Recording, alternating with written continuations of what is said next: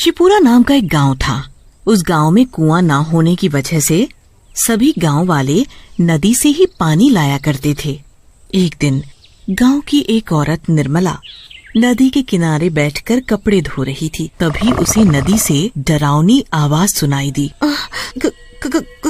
कौन है यहाँ जो मुझे डरा रहा है? अरे कौन है यहाँ?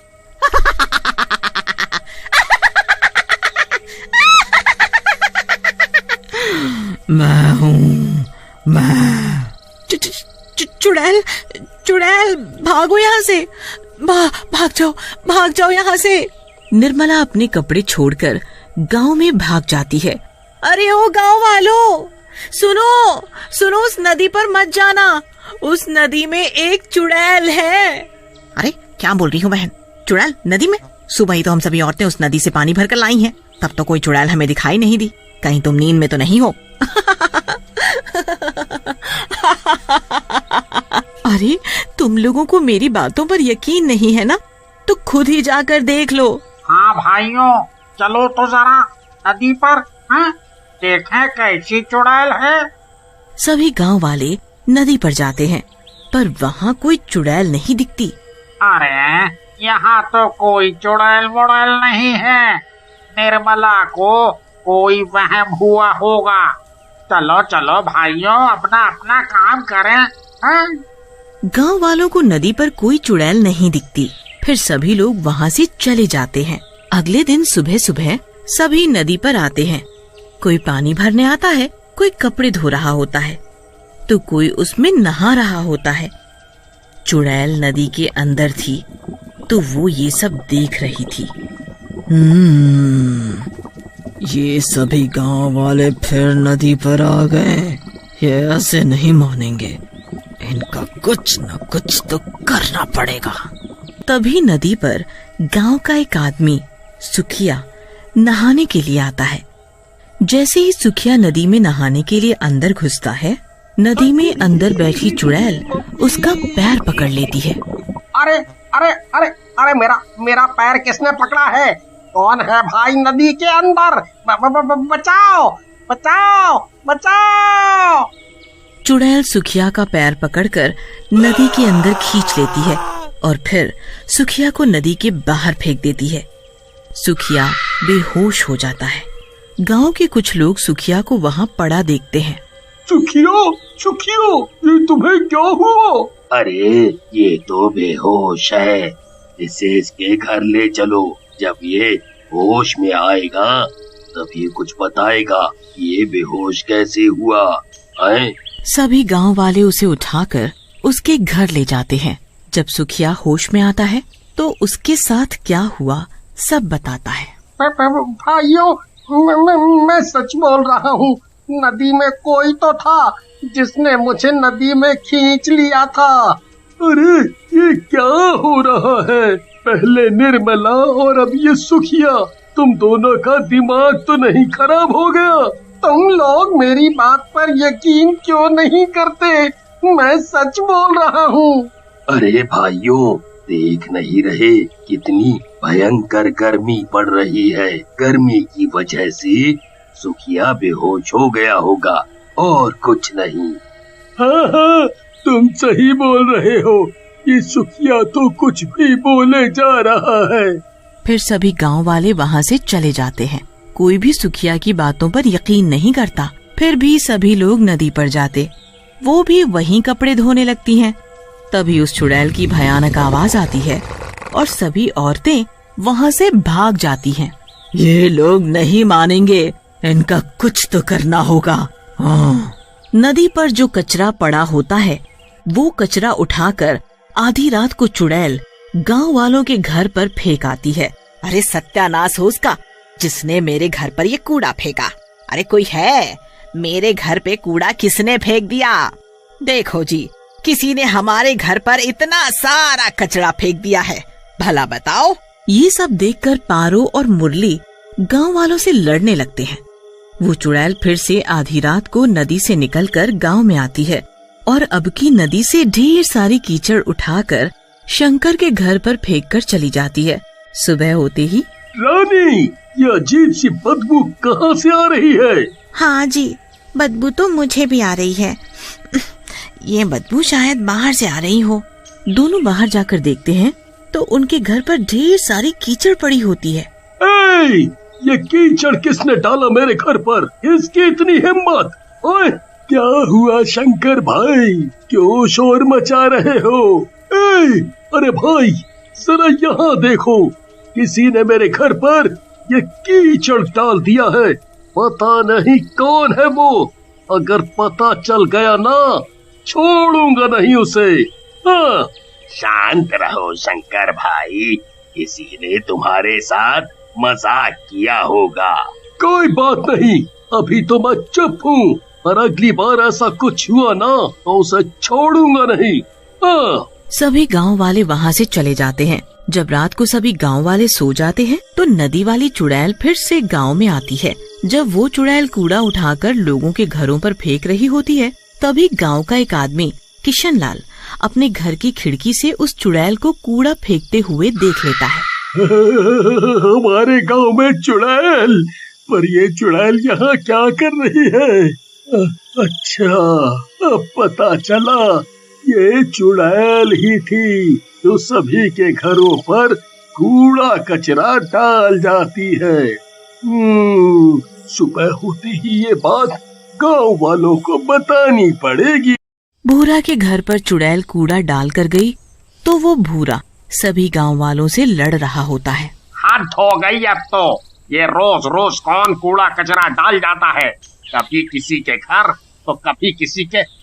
आज उसने मेरे घर पर कूड़ा डाला, उसकी इतनी हिम्मत, एक बार हाथ लग जाए छोड़ूंगा नहीं उसे। हाँ। किशन लाल ने रात में चुड़ैल को देखा था, तभी वो वहाँ आ जाता है। रुको रुको रुको, तुम सभी लोग लड़ना बंद करो।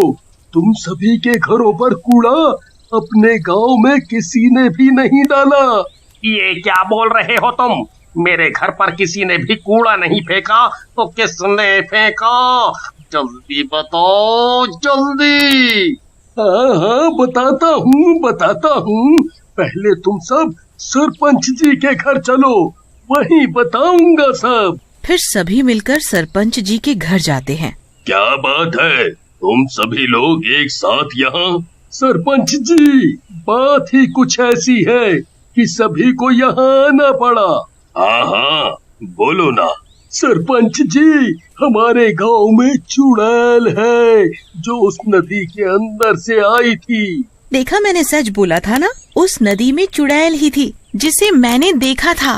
इसका मतलब जब मैं नदी में नहाने गया था तो उसी चुड़ैल ने मेरे पैर पकड़े होंगे और मैं बेहोश हो गया था। हाँ, तुम सभी सही हो। उस नदी में एक चुड़ैल रहती है, मैंने खुद उसे देखा है गांव में। गांव में? हमें तो कभी कोई चुड़ैल दिखाई नहीं दी। किशन लाल सभी गांव वालों को बताता है। आधी रात को जब मैं पानी पीने के लिए उठा तो मेरी नजर खिड़की के बाहर गई तो देखा एक चुड़ैल सभी के घरों पर कूड़ा फैला रही थी। और तो और गांव में भी चारों तरफ कूड़ा ही कूड़ा फैला दिया। जब वो कूड़ा फैला कर जाने लगी तो मैंने उसका पीछा किया और वो चुड़ैल नदी के अंदर चली गई। पर मेरी समझ में ये नहीं आ रहा कि वो चुड़ैल ऐसा क्यों कर रही है। अब नदी पर जाना खतरे से खाली नहीं है। सरपंच जी, अगर हम लोग नदी पर नहीं जाएंगे तो पिएंगे क्या? और बाकी घर का सारा काम भी तो पानी से होता है, खाना बनाना, नहाना, कपड़े सभी। हाँ सरपंच जी, शंकर सही बोल रहा है। हमारे घर की औरतें नदी पर कैसे जाएंगी?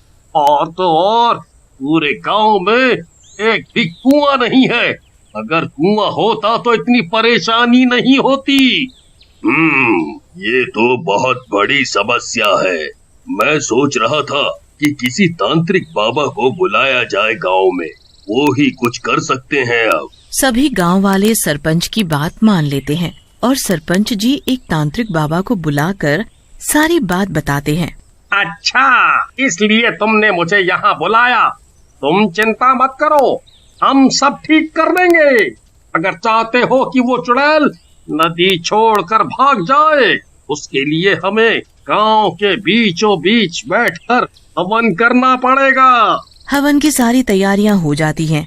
तांत्रिक बाबा हवन करने के लिए बैठ जाते हैं और सारे गांव वाले आसपास खड़े होकर देखते हैं। तांत्रिक बाबा मंत्र पढ़ते हैं और अपनी पोटली से भभूत निकालकर पूरे गांव में छिड़क देते हैं। सरपंच जी, वो चुड़ैल अब इस गांव में कभी नहीं आएगी। बाबा, गांव में चुड़ैल नहीं आएगी, पर नदी का क्या? हमारे गांव की सभी औरतें नदी से पानी लाती हैं। तभी चुड़ैल वहाँ आ जाती है। तुम लोग मेरा कुछ नहीं बिगाड़ सकते, मैं बहुत ताकतवर हूँ। इस तांत्रिक को तो मैं फूंक मारकर हवा में उड़ा सकती हूँ। तुम क्यों गांव वालों को परेशान कर रही हो? वो लोग नदी पर जाते हैं पानी भरने, तो तुम उन्हें डरा कर भगा देती हो या फिर उनके घरों पर कूड़ा कचरा डाल देती हो। क्या कूड़ा कचरा मैं करती हूँ? जरा चलो तुम सब नदी पर मेरे साथ। चुड़ैल सभी गांव वालों को अपने साथ नदी पर ले जाती है। देखो, जरा इस नदी को तुम सब देखो।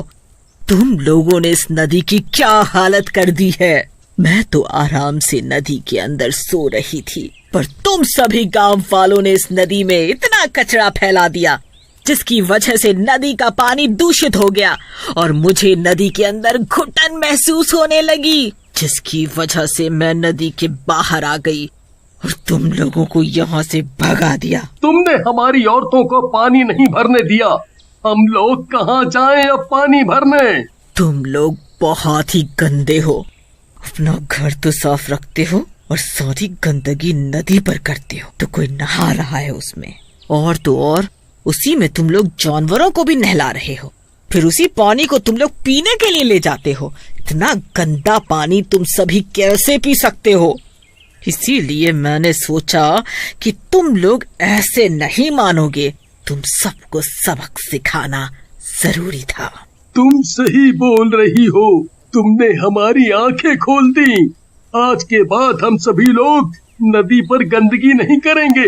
हाँ, अगर हम सब नदी पर काम करेंगे तो गंदगी तो होगी ही। इसका हल भी मैं बताती हूँ। सरपंच जी, आप गांव में 2-3 कुएं बनवाएं।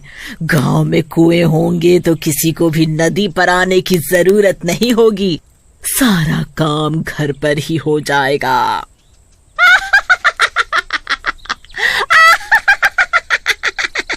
तुमने सही कहा, मैं कुएं जरूर बनवाऊंगा। तुम्हारा बहुत बहुत शुक्रिया। और चुड़ैल वहाँ से हमेशा हमेशा के लिए चली जाती है।